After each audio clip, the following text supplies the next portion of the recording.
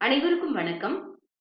முதலாம் ஆண்டு பொதுத்தமிழ் மாணவியருக்கான பொதுத்தமிழ் 1 23 TL1C1 இந்த பாடப்பகுதியிலிருந்து தமிழ் தெய்வ வணக்கம் இந்த பாடல் தான் நம்ம பார்க்க போறோம்.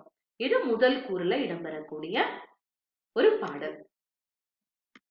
முதல்ல இந்த தமிழ் தெய்வ வணக்கம் இந்த பாட்டுக்குள்ள நம்ம போறதுக்கு முன்னாடி இந்த பாடலுடைய பின்னணி என்ன அப்படின்றத நம்ம தெரிஞ்சுக்கிறது அவசியமா இருக்கு.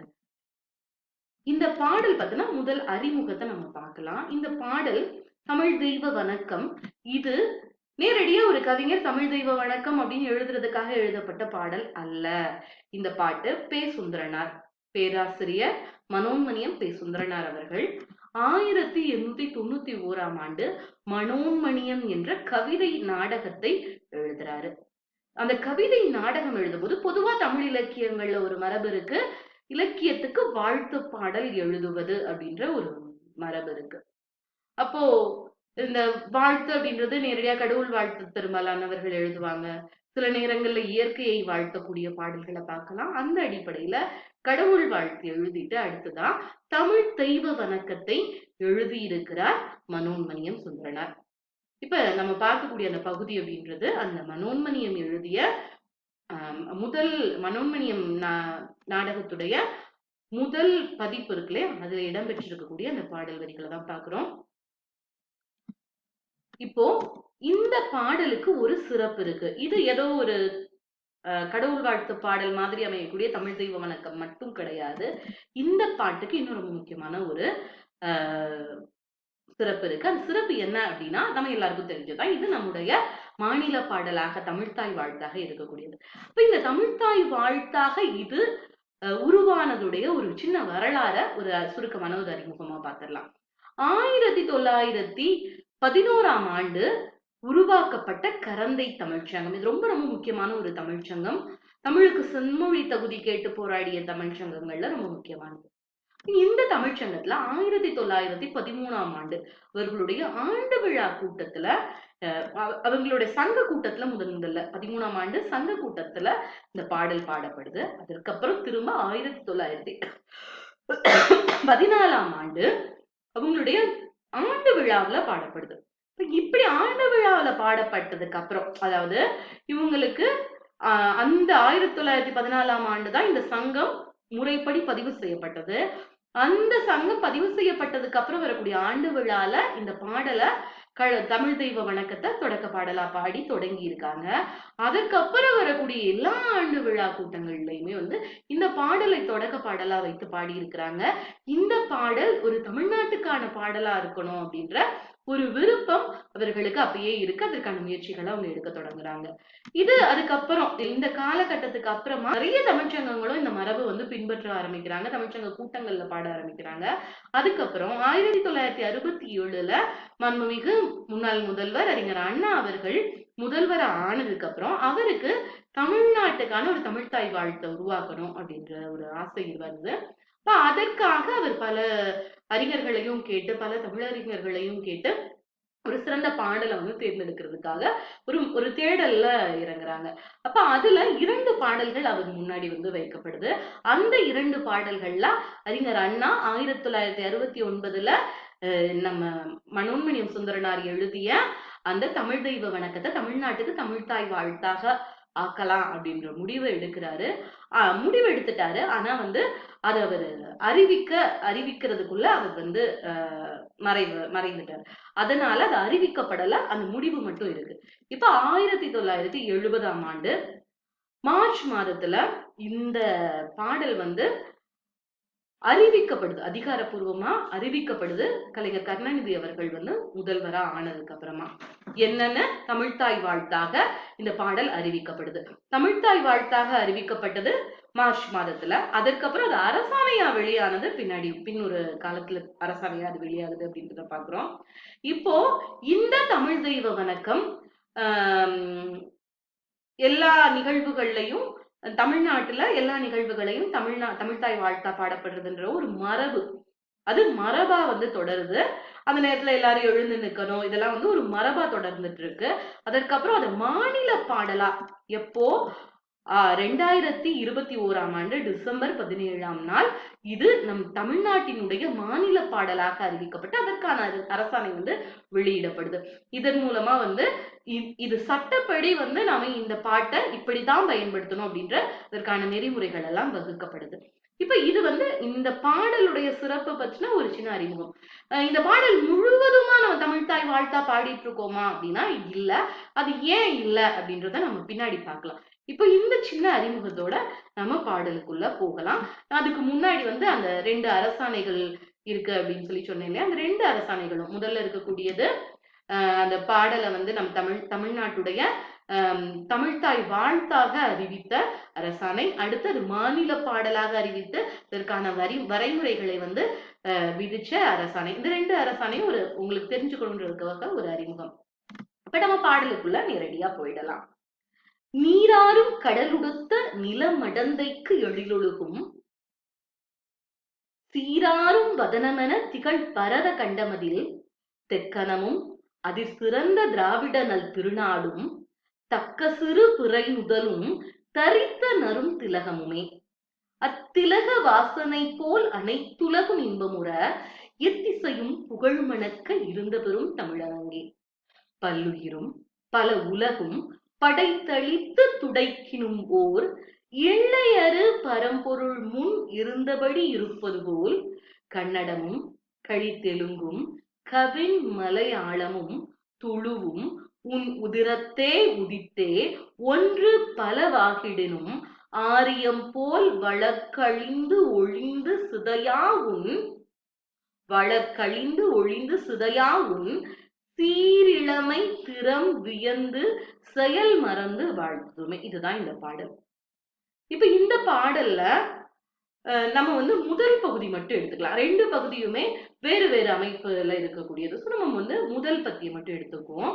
முதல் பத்தி என்ன விஷயத்த சொல்றாங்க அப்படின்னா, இந்த இந்திய நிலப்பரப்புல, இந்த உலகத்துல, இந்த இந்திய நிலப்பரப்புல தமிழுக்கான இடம் என்ன அப்படின்றத ஒரு அழகான சின்ன சின்ன உவமைகள் மூலமா சொல்லக்கூடிய பத்தி தான்.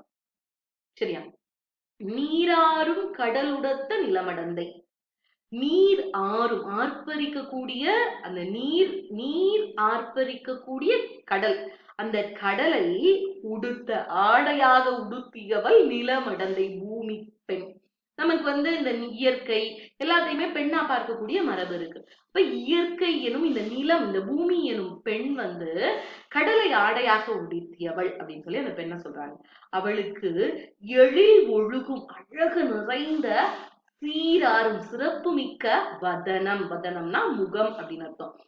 வதனம் என திகழ் பரத கண்டம். பாரத கண்டம், பரத கண்டம் இந்தியாவை ஒட்டிய அந்த பழங்கால முழுமையாகவும் சொல்லலாம். இப்ப நம்ம இந்தியா அப்படின்னு எடுத்துக்கலாம். அப்ப இந்தியா அந்த நிலமடந்தைக்கு அழகான முகமாக இருக்கக்கூடியது இந்தியா. இந்தியா எனும் துணைக்கண்டம். அதில் தெக்கனமும் அதி சிறந்த திராவிட நல் திருநாடும். தெக்கனம் அப்படின்னு அவங்க குறிக்கக்கூடியது எது அப்படின்னு பாத்தீங்கன்னா, தெக்கான பீடபூமி அப்படின்னு சொல்றோம் இல்லையா? அந்த நிலப்பகுதி மத்திய பிரதேசத்துக்கு கீழே வரக்கூடிய அந்த தக்கான நிலப்பகுதி, தக்கான பீடபூமி பகுதி. அதுவும் அதிலும் சிறந்ததாக இருக்கக்கூடிய திராவிட திருநாடு. இந்த இரண்டும் எதை போன்றது? அந்த நிலமடந்தைக்கு முகம் போல பாரத நாடு இருக்கு அப்படின்றத பார்த்துட்டோம். அப்ப அதுல தெக்கானம் அதுல சிறந்ததா இருக்கக்கூடிய திராவிட நாடு ரெண்டும் எதை போன்றது அப்படின்னா, தக்க சிறு பிறை முதல், தக்க அளவுக்கு தகுந்து இருக்கக்கூடிய சிறிய பிறை முதல். முதல்னா நெற்றி, பிறைனா பிறை நிலவு. பிறை நிலவு போல அளவாக இருக்கக்கூடிய நெற்றியாகவும் அதில் அணிந்திருக்கக்கூடிய திலகமாகவும் எது இருக்கு? தெக்கான பீடபூமியும் திராவிட நாடும் இருக்கு.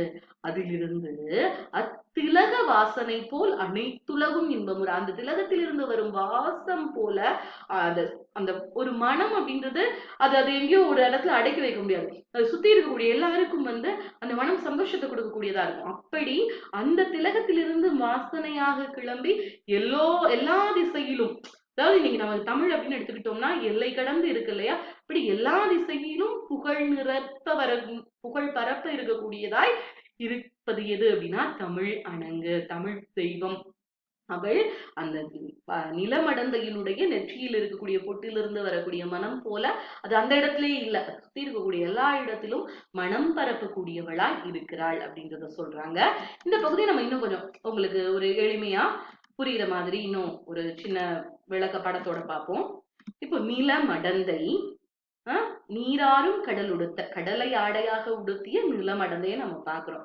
இந்த நிலமடந்தைக்கு அவதான் நிலமடந்தை. அவளுக்கு இருக்கக்கூடிய அழகான முகம், எழில் ஒழுகும் சீராரும், அழகு நிறைந்த சிறப்பு மிகுந்த முகம். அந்த முகம் எது அப்படின்னா பரத கண்டம். அந்த பரத கண்டத்தில் அவளுடைய அழகான தக்க சிறு பிறை நுதல், அழகாக இருக்கக்கூடிய அழகாக இருக்கக்கூடிய பிறை நுதலாக நெற்றியாக இருக்கக்கூடியது எது அப்படின்னா தக்காணம். அந்த தக்காணத்தில் இருக்கக்கூடிய அவளுடைய அந்த திலகமாக இருக்கக்கூடியது என்ன அப்படின்னா நம்முடைய திராவிடங்கள் திருநாடு. அப்ப இந்த திலகத்திலிருந்து கிளம்பி உலகம் முழுக்க மனம் பரப்பக்கூடியதா இருப்பவள் தான் தமிழனங்கு, தமிழ் மொழி அப்படின்றத குறிப்பிடுறாரு முதல் பகுதியில. சரியா? அததான் நம்ம முதல் பகுதியில பாக்குறோம். இப்ப அடுத்த பகுதிக்கு வர்றோம். அடுத்த பகுதி பல்லுயிரும் பல உலகும் படைத்து அழித்து துடைக்கினுமோர் எல்லையறு பரம்பொருள் முன் இருந்தபடி இருப்பது போல். இந்த பகுதியில அவர் என்ன சொல்றாருன்னா தமிழை கடவுளோடு ஒப்பிடுகிறார். சரியா? கடவுள் எப்படி இருக்கிறாரு? பல் உயிரும் பல உலகும், பலவிதமான உயிர்கள், அது எண்ணிக்கையற்ற உயிர்கள் இந்த உலகத்துல நிறைந்திருக்குன்னு சொல்றோம். அந்த உயிர்களை எல்லாம் படைத்து அழித்து துடைக்கணும். அதாவது இந்த 3 கடவுளுடைய செயல்கள் சொல்றோம்ல, படைத்தல், காத்தல், அழித்தல். அதை அழித்து அப்படின்னு சொல்றது பாதுகாப்பது, பாதுகாத்தல். துடைக்கினும் அப்படின்னா ஒன்றும் இல்லாமல் அழிப்பது அப்படின்றதுதான். பல உயிர்களையும் பல உயிர்களையும் படைச்சு அதை பாதுகாத்து அதை அழிச்சு திரும்ப பல உயிர்களை உருவாக்கி இது தொடர்ந்து செஞ்சுக்கிட்டே இருக்கக்கூடிய எல்லையறு பரம்பொருள், எல்லையற்றவனா இருக்கக்கூடியது பரம்பொருள் இறைவன். ஆனா அந்த இறைவன் இந்த வேலையெல்லாம் திரும்ப இந்த உலகத்தை படைத்து சோர்ந்து போவதில்லை. முன்பு இருந்தபடி இருப்பது போல், எப்பொழுதும் அப்படியே இருப்பது போல கன்னடமும் கலிதெலுங்கும் கவின் மலையாளமும் துளுவும் உன் உதரத்தே உதித்து ஒன்று பல ஆகிடும். உன்னுடைய உதரம்னா உன்னுடைய வயிறு, தொப்புள், உன்னுடைய தொப்புள் கொடியிலிருந்து நீ தாயா இருக்க, உன்னுடைய தொப்புள் கொடியிலிருந்து கன்னடம், தெலுங்கு, மலையாளம், அதுக்கப்புறம் துளு, இந்த மாதிரியான பல மொழிகள் பிறந்து அந்த மொழிகள்ல இருந்து பல கிளை மொழிகள்லாம் கிளைத்து அப்படி வளர்ந்தாலும் கூட அப்படி ஒன்று பலவாகிடணும். இதுல இருந்து ஒண்ணு அதுல இருந்து ஒண்ணு பல மொழிகள் உருவானால் கூட நீ இன்னைக்கும் நிலைச்சிருக்க. எப்படி நிலைச்சிருக்க? அதுதான் நம்ம முக்கியமான இடம். ஆரியம் போல் உலக வழக்கழிந்து ஒளிந்து சிதையா உன். ஆரியம் மொழியை போல அது இருந்தது. ஆனா பின்னாடி அதை ஒரு மொழி குடும்பத்துக்கான தலைமை மொழின்னுலாம் சொல்றாங்க. ஆனா இன்னைக்கு அந்த மொழி உலக வழக்கத்துல இல்லாம சிதைஞ்சு போச்சு. ஆனா அப்படி ஆரியம் போல சிதையாமல் இப்பயும் உன் சீரிழமை, அந்த இளமையுடைய இளமை திறத்தோட இன்னைக்கும் நீ இருக்கக்கூடிய அதை பார்த்து வியந்து செயல் மறந்து, மெய் மறந்து போயிட்டேன் அப்படின்னு சொல்லுவோம் இல்லையா? அப்படி அடுத்து செய்ய வேண்டிய செயலையே மறந்து அதை நினைத்து உன்னை வாழ்த்துதுமே. உன்னுடைய அந்த இளமை திறத்தை நீ கடவுளுக்கு நிகராய் இருக்கிற. அந்த கடவுளையும் அதையும் ஒப்பிட்டு சொல்றார். கடவுள், இறை, தமிழன்னை 2 பேரையும் ஒப்பிட்டு அவர் குறிப்பிடுறாரு. குறிப்பிடும் பொழுது அவர் என்ன சொல்றாரு அப்படின்னு பாத்தீங்கன்னா, இந்த கடவுள் அப்படின்றவரு காலம் கடந்து பல உயிர்களை படைச்சு பல உயிர்களை உருவாக்கி அதை அழிச்சு திரும்ப அந்த வேலையை செய்தாலும் நிலைத்து இருப்பது போல தன்னிலிருந்து பல மொழிகள் கிளைக்க காரணமாய் இருந்தும் இன்றும் அதே இயல்போடு இருப்பவளாய் தமிழன்னை இருக்கிறாள் அப்படின்னு சொல்றாரு. இந்த பகுதியில சில பகுதிகள், அதாவது உன் சிறிலமை திறம்பியந்து செயல் மறந்து வாழ்த்துதுமே மட்டும் மேல் பத்தியோட சேர்த்துதான் நம்முடைய தமிழ்த்தாய் வாழ்த்தாய் இருக்கு. ஏன்னா பிற மொழிகளை தாக்குவது வேண்டாம் அப்படின்றதுனால அதை தவிர்த்து இந்த பகுதி நமக்கு தமிழ்த்தாய் வாழ்த்தா இன்னைக்கு பயன்படுத்தப்பட்டிருக்கு. சரிங்களா? உங்களுக்கு புரிஞ்சிருக்கும்னு நம்புறேன். நன்றி.